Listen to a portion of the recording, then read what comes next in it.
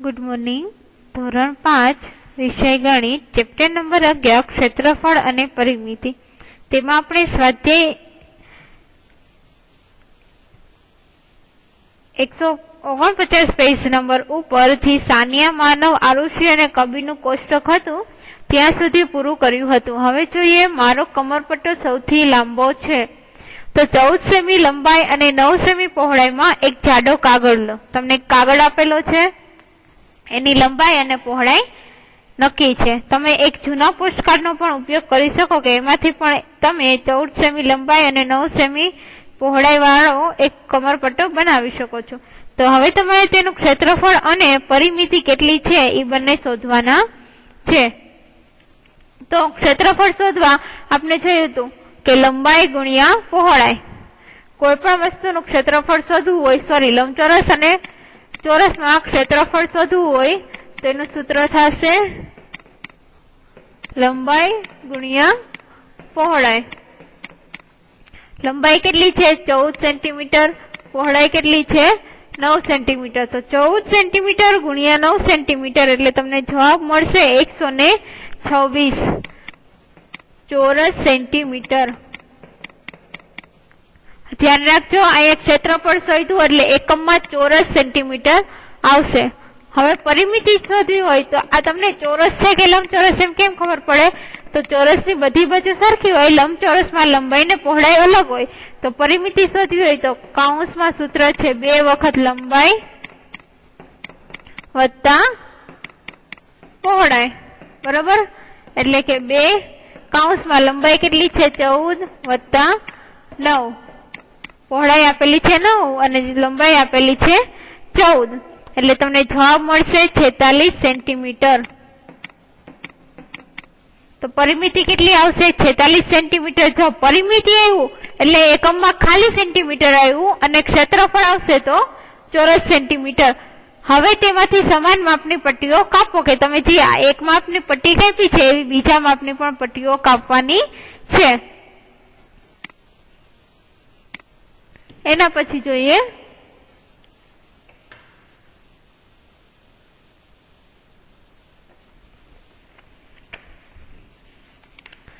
કે આ પટ્ટીઓના છેડે ગુંદર પટ્ટી વડે જોડવાથી તમને કમરપટ્ટો તૈયાર થશે. તો તમારા કમરપટ્ટાની લંબાઈ કેટલી છે અને એની પરિમિતિ કેટલી છે, વર્ગખંડમાં કોનો કમરપટ્ટો સૌથી લાંબો છે એની ચર્ચા તમારે કરવાની છે. તો આપણે હમણાં ઉપર જોયું હતું કે તમે 14 સેમી લંબાઈ અને 9 સેમી પહોળાઈ લીધું હતું ત્યારે એ કાગળનું ક્ષેત્રફળ તમને 126 સેન્ટીમીટર મળેલું હતું. તો હવે ધારો કે તમે 1 સેન્ટીમીટર પહોળી હોય એવી એક કમરપટ્ટી લ્યો તો એની પરિમિતિ કેટલી થશે? તો કે ઉપરથી આપણે છે પેલા એ 126 સેન્ટીમીટર મળેલું છે 9 ગુણ્યા 24 થી.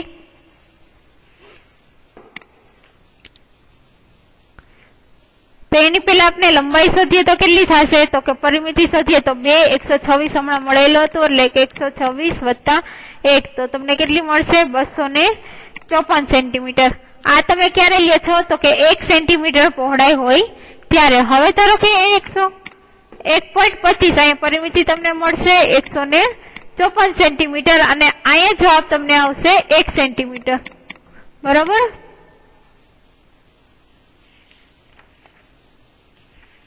હવે ધારો કે પહોળાઈ છે એ તમે 1.5 સેન્ટીમીટર રાખો.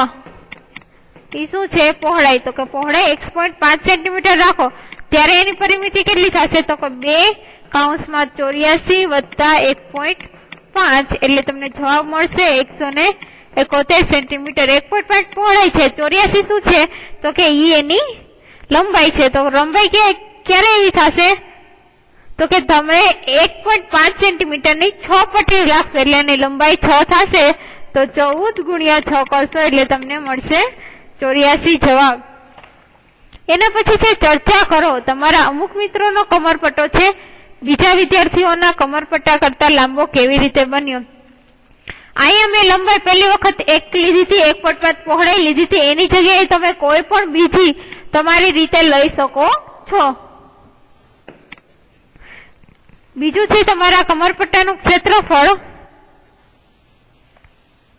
એ પોસ્ટકાર્ડના ક્ષેત્રફળ જેટલું જ છે, શા માટે અથવા તો શા માટે નહીં? અને બીજી વખત કમરપટ્ટો લાંબો બને તે માટે શું કરશો? તો પહેલામાં જવાબ આવશે કે મારા અમુક મિત્રોનો કમરપટ્ટો છે એ બીજા વિદ્યાર્થીઓના કમરપટ્ટાની પટ્ટીઓ કરતા પ્રમાણમાં ઓછી પહોળાઈ ધરાવતી પટ્ટીઓથી બનેલો હોવાથી શું બને છે? લાંબો બને છે. બીજો પ્રશ્ન જોઈએ, તમારા કમરપટ્ટાનું ક્ષેત્રફળ પોસ્ટકાર્ડના ક્ષેત્રફળ જેટલું જ છે, શા માટે? તો આપના કમરપટ્ટાનું ક્ષેત્રફળ ધારો કે તમારે તમારી જેટલી લંબાઈ ને પહોળાઈ લીધી હોય એ બે નો ગુણાકાર કરવાનો. ધારો કે હું 42 લંબાઈ પહોળાઈ લઉં તો 42 ગુણ્યા 3 તો 126 સેન્ટીમીટર આવશે, ચોરસ સેન્ટીમીટર. ઉપર આપણે 126 મળેલું છે તો શું આવશે? એના જેટલું જ, એટલે કે બરાબર થશે. ત્રીજું છે, ત્રીજી વખતે કમરપટ્ટો લાંબો બને તે માટે તમે શું કરશો? તો તે માટે આપણે જાડા કાગળમાંથી પ્રમાણમાં ઓછી પહોળાઈ હોય એવી પટ્ટીઓ કાપશે. કેવી? તો કે ઓછી પહોળાઈ ધરાવતી હોય એવી પટ્ટીઓ આપણે એમાંથી કાપશે. એના પછી આપણે નેક્સ્ટ જોઈએ, તો બે વિદ્યાર્થીઓ છે એ બોલે છે કે આ કમરપટ્ટો છે એ હાથી માટે છે.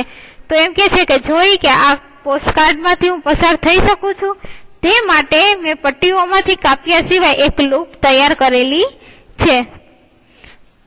પછી તમને નીચે કોડ આપેલો છે કે પોસ્ટકાર્ડમાંથી પસાર થવું. તો શું તમે વિચારી શકો છો કે પોસ્ટકાર્ડને કેવી રીતે કાપવામાં આવે તો હાથમાંથી તમે પસાર થઈ શકો?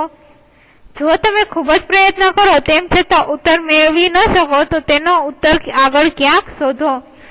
તો પૂછે છે કે શું તમે એવી રીતના કાપવામાં આવે કે પસાર થઈ શકો? તો જવાબ આવશે હા, કે એને તમે કાપી શકો તો તમે પસાર થઈ શકો છો. એના પછી જોઈએ, દરેક જગ્યાએ માણસો જ માણસો. તો બાજુમાં આપેલું છે તમને કે ગણિત ગમતના 4 પુસ્તકોને એક હરોળમાં મૂકવામાં આવે તો તમને લંબાઈ લગભગ 1 થી 1 મીટર 9 સેન્ટીમીટર જેટલી મળશે. એમાં એ છે કે તમે આ રમતને તમારા મેદાનમાં રમી શકો છો. 1 ચોરસ મીટરનું ક્ષેત્રફળ ધરાવતા 2 ચોરસ બનાવો, એટલે એકમાંથી તમારે 2 ચોરસ બનાવવાના છે. તમારા વર્ગને 2 ટુકડીમાં વિભાજિત કરો. હવે રમવા માટે તૈયાર થઈ જાઓ. તો તમારો આખો જે વર્ગ છે એને તમારે 2 પાર્ટ પાડવાના છે. તમારી ટુકડીમાં આનો પ્રયત્ન કરી જાઓ. તો કે 1 ચોરસ મીટરમાં તમે કેટલા લોકો બેસી શકો? તો કે 3 લોકો બેસી શકીએ. 1 ચોરસ મીટર હોય તેમાં કેટલા લોકો બેસી શકશે? તો કે 3 લોકો બેસી શકશે. તેમાં તમે કેટલા લોકો ઉભા રહી શકો? 3 બેસી શકે તો એના કરતા વધારે ઉભા રહી શકે, એટલે કે ધારો કે 6 ઉભા રહી શકે. કઈ ટુકડી તેમના ચોરસમાં વધારે બાળકોને ઉભા રાખી શકે છે અને કેટલા? તો કે બી ટુકડી છે એ વધારે ઉભા રાખી શકશે, કારણ કે તેઓ 7 બાળકો છે. પેલી ટુકડીમાં 6 બાળકો ઉભા હતા, અહીંયા 7 બાળકો છે, એટલે બી ટુકડી વધારે ઉભા રાખી શકશે. કઈ ટુકડી તેમના ચોરસમાં વધારે વિદ્યાર્થીઓ બેસાડી શકે છે અને કેટલા? તો કે 6 બાળકો બેસાડી શકશે, કારણ કે ટુકડી એ કરતા 1 બાળક છે એ ટુકડી બી માં વધારે છે. એના પછી બી જોઈએ.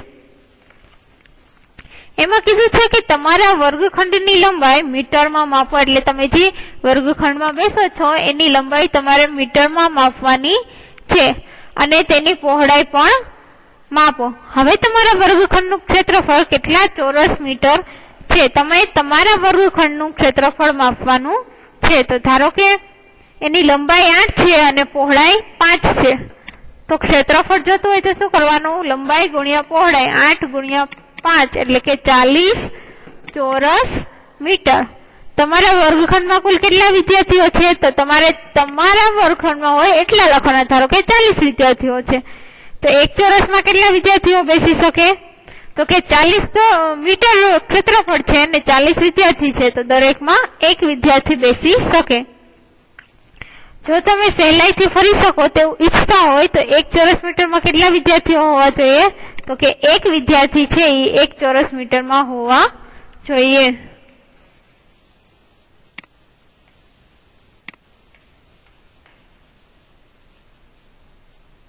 એના પછી છે કે બાજુનું માપ 1 કિલોમીટર હોય તેવો ચોરસ કેટલો વિશાળ હોય તેની તમે કલ્પના કરી શકો? તો કે હા, કરી શકીએ.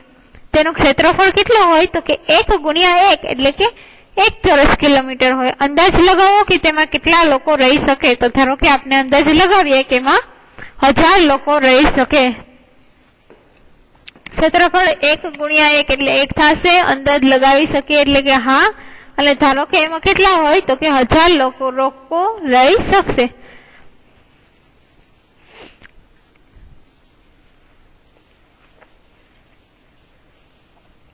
એના પછી જોઈએ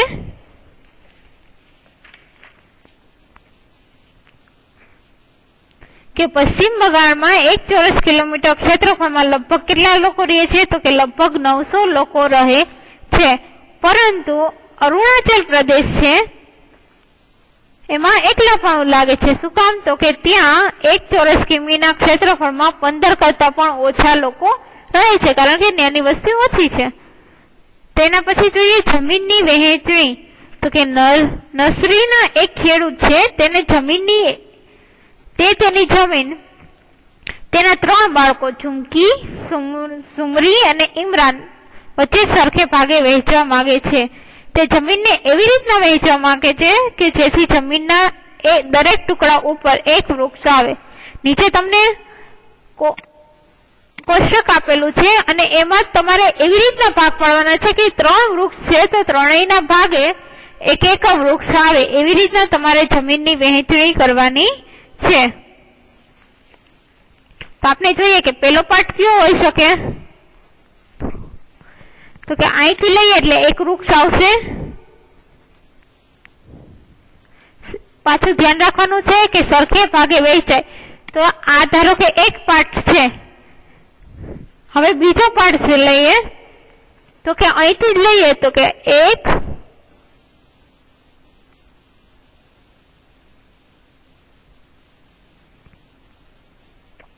તો આ છે બીજો પાર્ટ છે અને આ થયો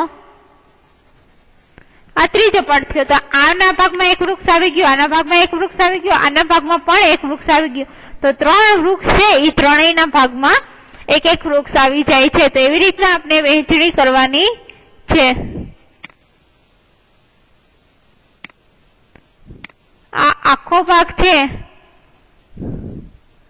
એ બીજો ભાગ થશે.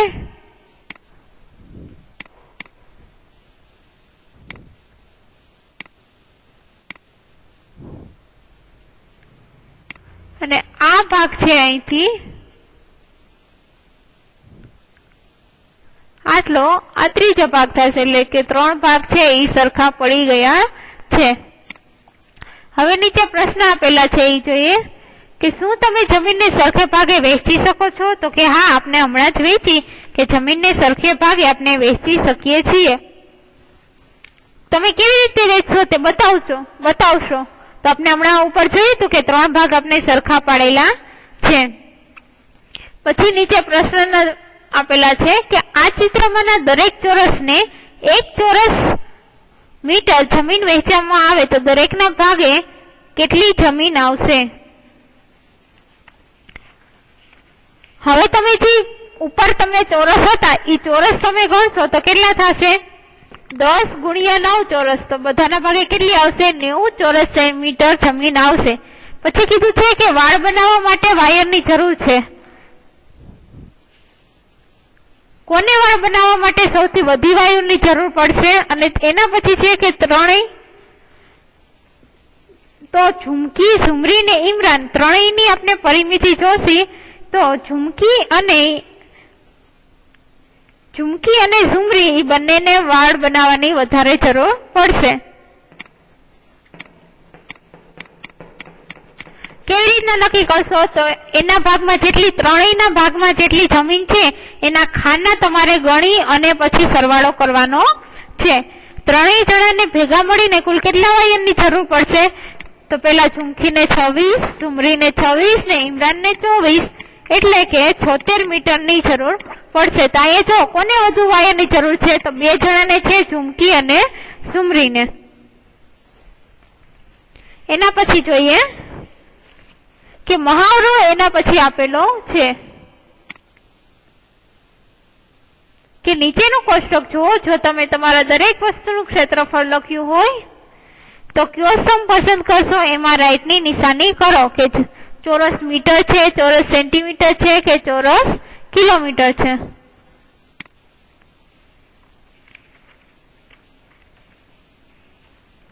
તો હાથ રૂમાલ છે તો એ નાનો હોય એટલે કે સેન્ટીમીટરમાં હોય. સાડી મોટી છે તો એ શેમાં હોય? મીટરમાં હોય. પુસ્તકનું પાનું નાનું છે એટલે સેન્ટીમીટરમાં હોય. શાળાની જમીન શેમાં હોય? મીટરમાં હોય. શહેરની જમીન મીટરથી ને વધારે હોય તો શહેર શેમાં હોય?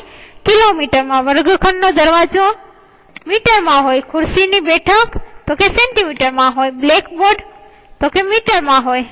ભારતીય ધ્વજ નાનો છે તો સેન્ટીમીટરમાં હોય. ને એવી જમીન કે જેના પર નદી વહેતી હોય તો નદી તો ક્યાંય ને કે 2, 3, 4 કેટલાય ગામ સુધી લાંબા સુધી વહેતી હોય તો એ વધારે હોય તો એ શેમાં આવશે? કિલોમીટરમાં આવશે.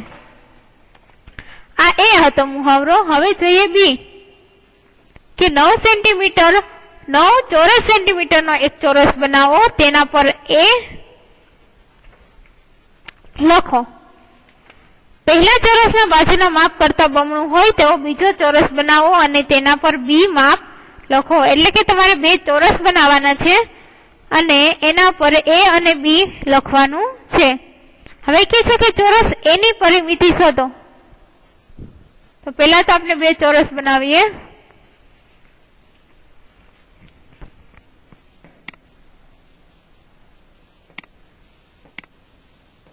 આ ચોરસ એ છે અને હવે ચોરસ બી બનાવીએ.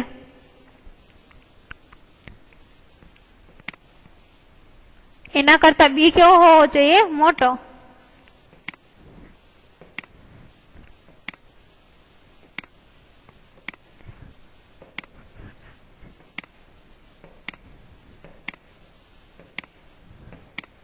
આ તમારે વ્યવસ્થિત સરખા ખાના બધાય પડે એવી રીતના લખવાનું છે.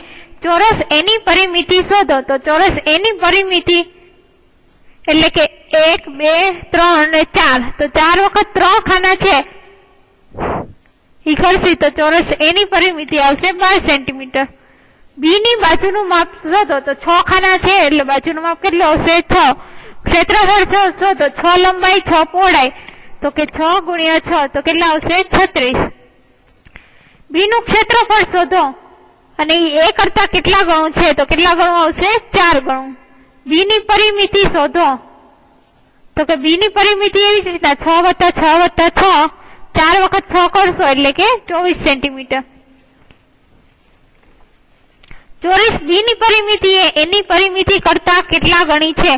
તો બી ની પરિમિતિ તમને અહીંયા આપેલી છે કે 24 છે અને એની 12 છે તો કેટલા ગણી છે? 2 ગણી આવેલી છે. એના પછી જોઈએ નીચે પોસ્ટકાર્ડમાંથી પસાર થવું. તમને પેજ નંબર 150 ઉપર તમને જે આપેલું હતું એનો નમૂનો છે એ તમને અહીંયા આપેલો છે કે પેજ નંબર છે એ 150 પર તમને કેવી રીતના પોસ્ટકાર્ડને કટ કરશો તો તેમાંથી પસાર થઈ શકો.